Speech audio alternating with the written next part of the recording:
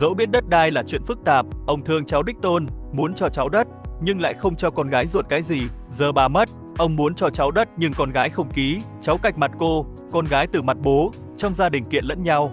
Môi giới nhận 50 triệu. Bán dãy nhà một lầu, 110 m2 xã Long Khê, Long Trạch, huyện Cần Đước, Long An, gần chùa Thiên Quan, cách khu công nghiệp Cầu Tràm 2 km, căn 4,5 m và căn 5 m, dài từ 22 đến 25 m, phun thổ cư đã hoàn công, từ 3 đến 4 phòng ngủ, 2 đến 3 toilet, cách sân bay 28 km, giá từ 2 đến 2,3 tỷ.